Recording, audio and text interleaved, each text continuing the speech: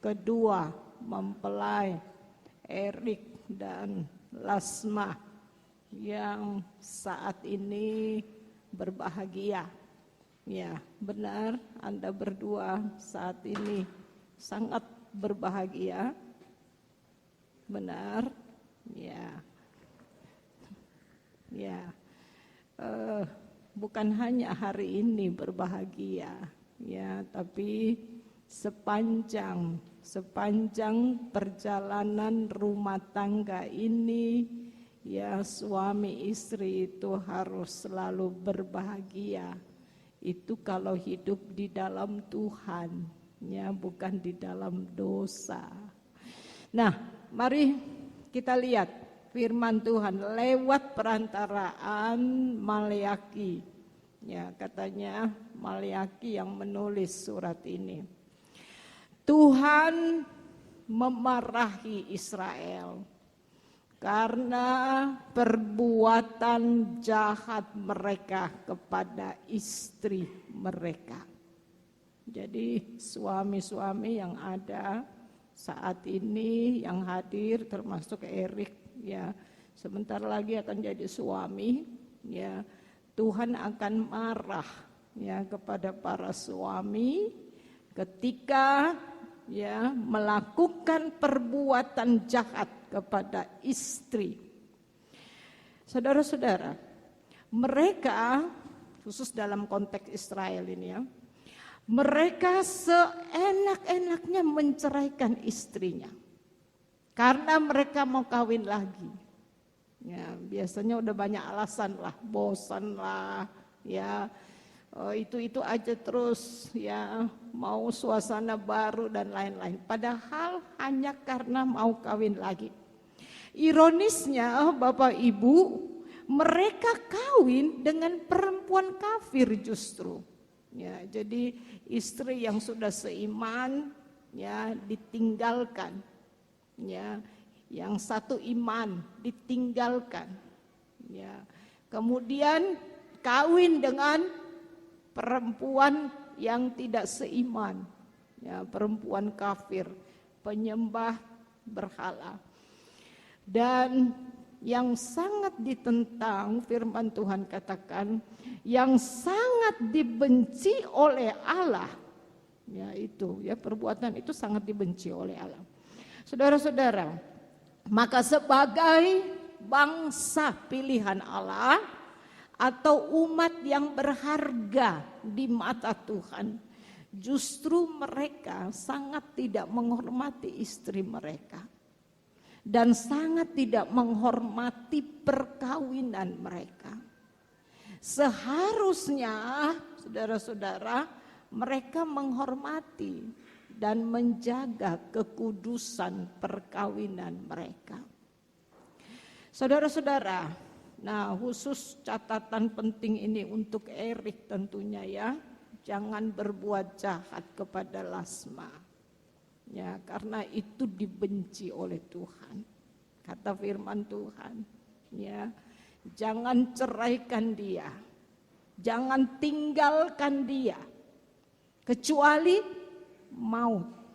Ya. Kenapa? Karena Tuhan sangat membenci perbuatan itu. Dan Tuhan bisa murka, ya, karena perbuatan itu. Saudara-saudara, ya, harus menghormati. Kalau kita menghormati Tuhan, berarti kita mau menjaga kekudusan perkawinan itu. Saudara-saudara yang diberkati Tuhan Yesus Kristus, khususnya kedua mempelai, selalu ingatlah bahwa perkawinan itu terjadi justru karena Tuhan. Ya, tidak ada perkawinan orang Kristen itu terjadi tanpa seizin Tuhan, ya, tanpa serestu Tuhan. Sama seperti, ya, perkawinan Erik dan Lasma. Ya, ini atas izin Tuhan, ini restu dari Tuhan, bukan hanya restu dari orang tua, ya, tapi ini restu dari Tuhan. Ya, konkretnya bahwa Tuhan yang mempertemukan. Ya, dari pastoral kemarin, ya mereka bercerita bahwa sebenarnya sudah 10 tahun yang lalu mereka sudah berteman. Ya, tapi saat itu belum waktu Tuhan. Ya, sekian bulan kemudian ternyata waktu Tuhan. Jadi itu harus diingat. Perkawinanmu terjadi karena Tuhan. Jadi Tuhan yang mempertemukan, Tuhan yang mempersatukan. Nah, itu semua karena Tuhan. Maka bila terjadi perceraian, ya saya juga katakan waktu pelajaran katekisasi pra-perkawinan. Ya, kalau terjadi perceraian dengan rumah tanggamu, berarti kalian berdua harus mempertanggungjawabkan kepada Tuhan. Ya, karena Tuhan yang mempersatukan, Tuhan mempertemukan, mempersatukan, itu sampai maut memisahkan. Ya, sampai maut memisahkan. Nah, kita memang tidak tahu perjalanan rumah tangga ini kita berapa tahun. Perjalanan Erik dan rumah tangga Erik dengan Lasma juga tidak tahu, itu Tuhan yang ngatur. Tapi jelas firman Tuhan bahwa Tuhan mempertemukan, Tuhan mempersatukan sampai maut memisahkan. Nah, tadi firman Tuhan katakan, jika terjadi perceraian, maka kalian berdua harus mempertanggungjawabkan kepada Tuhan. Saudara-saudara yang diberkati Tuhan Yesus Kristus. Oleh karena itu firman Tuhan mengingatkan kepada kita semua, ya, suami-suami, istri, khususnya Erik dengan Lasma, diingatkan untuk setia. Ya, Erik harus setia kepada Lasma, demikian juga Lasma kepada Erik. Ya, jadi kita harus setia kepada pasangan kita, kata firman Tuhan, sejak masa mudanya. Apa artinya itu, saudara? Ya, artinya suami harus setia kepada istrinya atau pasangannya, demikian juga sebaliknya sejak Tuhan mempersatukan mereka. Jadi Erik dengan Lasma sejak hari ini. Itu dikatakan sejak masa mudanya. Berarti sejak awal rumah tangga ini dibentuk oleh Tuhan, ya, sampai maut memisahkan. Ya, kalian harus saling setia, ya, satu dengan yang lain. Saudara-saudara, sampai maut, ya, memisahkan. Dikatakan juga firman Tuhan, ya, tidak boleh ada apa? KDRT, ya, kekerasan dalam rumah tangga. Firman Tuhan katakan itu tidak boleh. Baik secara fisik maupun verbal. Ya. Jadi kalau Erik punya bawa Alkitab enggak? Lasma bawa Alkitab? Enggak bawa? Majelis tolong pinjamkan. Coba baca Kejadian 2. Ayat 21 Erik yang baca, ayat 22 Lasma yang baca.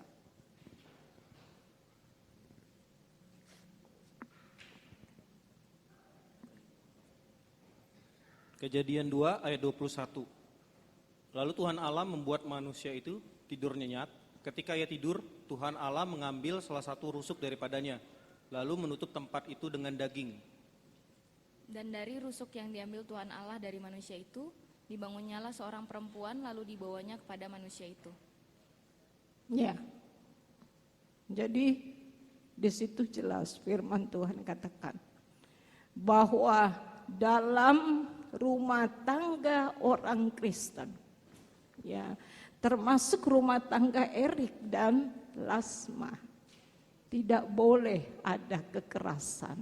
Ya, tadi saya katakan baik secara fisik maupun verbal. Ya, kenapa, saudara-saudara?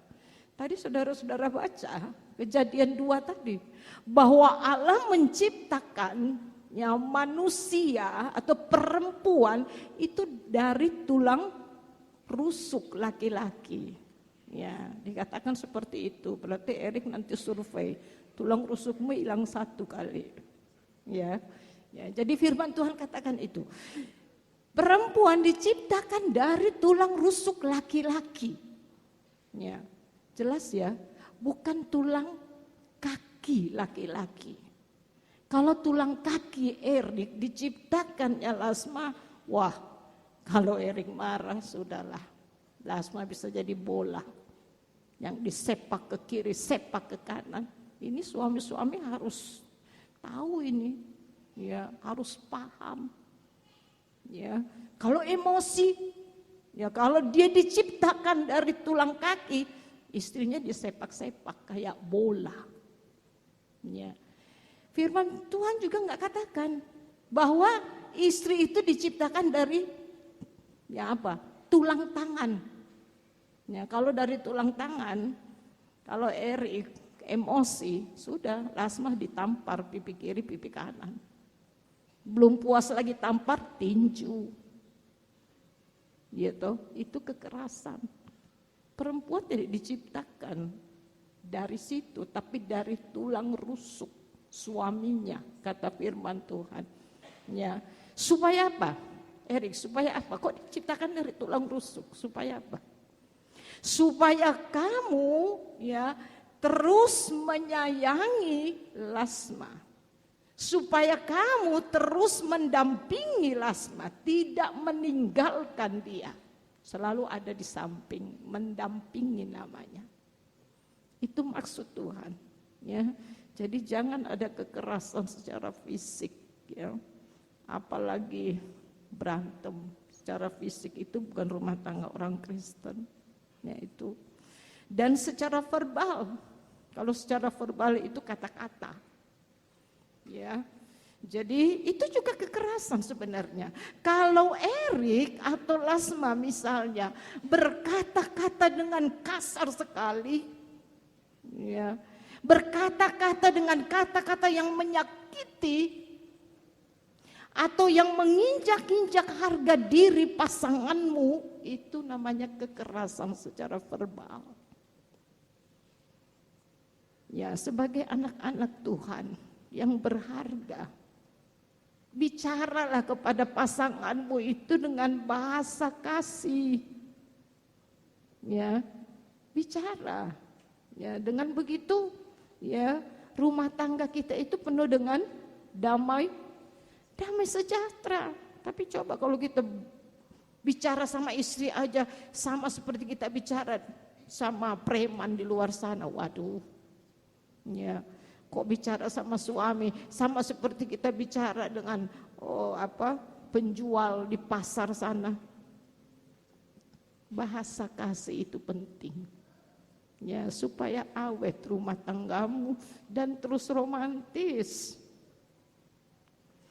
Saudara-saudara yang diberkati Tuhan, jadi jelas, ya, dalam rumah tangga orang Kristen, ya, rumah tangga Erik dan Lasma, ya, tidak ada pengkhianatan. Jangan ada pengkhianatan. Ya kan, setia, menjadi pribadi yang setia, itu kayaknya itu temanya. Ya, menjadi pribadi yang setia, berarti tidak ada pengkhianatan. Tidak ada perselingkuhan. Ya, kalau suami selingkuh atau istrinya selingkuh atau berkhianat, mustahil sebuah rumah tangga atau sebuah keluarga dapat bahagia. Gak bisa bahagia rumah tangga dengan adanya pengkhianatan atau perselingkuhan. Yang ada cekcok melulu. Ya, bertengkar melulu karena ada pengkhianatan di dalam kehidupan rumah tangga. Saudara-saudara yang diberkati Tuhan Yesus Kristus, dan harus disadari bahwa lama-lama ya pengkhianatan atau perselingkuhan itu bisa menghancurkan rumah tangga orang Kristen, ya, rumah tanggamu, dan juga ya buntut-buntutnya akhirnya perceraian. Coba kita survei, banyak rumah tangga yang bercerai, apa masalahnya? Selingkuh. Ya, sudah diampuni, buat lagi, sudah diampuni, buat lagi. Akhirnya pasangan katakan capek, kita cerai aja lah. Ya, itu buntutnya seperti itu, perceraian, padahal itu sangat dibenci oleh Tuhan. Saudara-saudara yang diberkati, bentuk kasih dan hormat kita kepada Allah ya diwujudkan dengan cara kita berlaku setia kepada pasangan kita. Itu bentuknya. Kalau kita mengasihi Tuhan, kita menghormati Tuhan, tapi kita tidak setia kepada pasangan kita, itu omong kosong, saudara. Ya, firman Tuhan katakan, bagaimana kita mau setia, bagaimana kita mengasihi Allah yang tidak kelihatan, sedangkan istri kita yang kita lihat setiap saat kita tidak kasihi, kita tidak setia.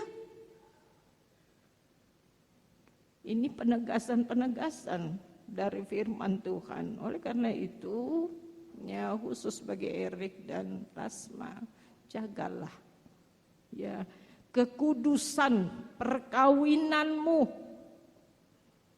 Ya, kalau orang mau menjaga kekudusan perkawinan, suami istri itu harus berlaku jujur.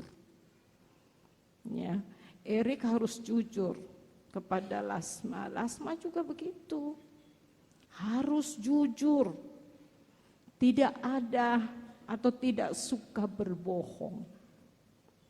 Ya, kalau suaminya tukang bohong, aduh, menderita istrinya. Sebaliknya, ya kalau istrinya suka bohong, tidak jujur, yang menderita itu suaminya. Ya, kalau punya anak, anaknya ikut menderita.